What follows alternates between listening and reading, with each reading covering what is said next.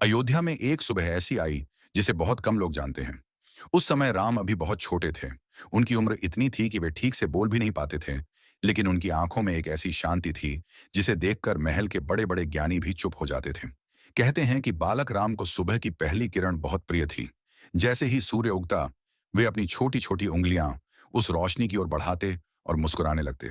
माता कौशल्या अक्सर यह देखकर हंस देती और कहती, देखो, सूर्य भी मेरे लाल से मिलने आता है। लेकिन एक दिन वही खेल एक रहस्य बन गया। उस सुबह महल की छत पर राम अपनी माताओं के साथ थे। पूर्व दिशा से उगता हुआ सूर्य धीरे धीरे आकाश में ऊपर चढ़ रहा था। बालक राम अपनी मासूम आंखों से उसे देख रहे थे। अचानक उन्होंने अपना नन्हा हाथ आगे बढ़ाया, जैसे किसी प्रिय चीज को पकड़ना चाहते हों। उसी क्षण कुछ ऐसा हुआ जिसे देखकर महल के पहरेदार तक घबरा गए। कहते हैं सूर्य वहीं ठहर गया। उसकी गति धीमी हुई, फिर मानो रुक ही गई। महल के आंगन में खड़े सैनिकों ने देखा कि समय जैसे थम गया है। पक्षियों की उड़ान धीमी पड़ गई। मंदिर की घंटियां बजते बजते शांत हो गईं और अयोध्या में फैल गई एक अनोखी सुनहरी रोशनी। माता कौशल्या ने पहले सोचा यह उनकी आंखों का भ्रम है, लेकिन जब उन्होंने ऊपर देखा तो सचमुच सूर्य अपनी जगह पर ठहरा हुआ था। उसी समय राजगुरु वशिष्ठ को बुलाया गया। वे आए, बालक राम को देखा, फिर आकाश की ओर देखा और कुछ क्षण मौन रहे। फिर उन्होंने धीमे स्वर में कहा, यह खेल नहीं है, यह संकेत है। महल में सन्नाटा छा गया। वशिष्ठ ने कहा, जिसे यह बालक अपना समझ ले, समय भी उसके लिए रुक सकता है। कहते हैं कि उस पल स्वयं सूर्य ने अपने प्रकाश को कोमल कर लिया था, क्योंकि वे उस बालक के तेज को पहचान चुके थे।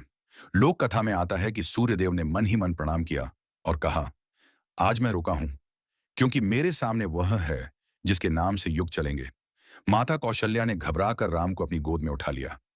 जैसे ही राम ने मुस्कुराकर अपना हाथ नीचे किया, सूर्य फिर धीरे धीरे आगे बढ़ने लगा। समय फिर चल पड़ा। हवा फिर बहने लगी। पक्षियों ने फिर से गाना शुरू कर दिया।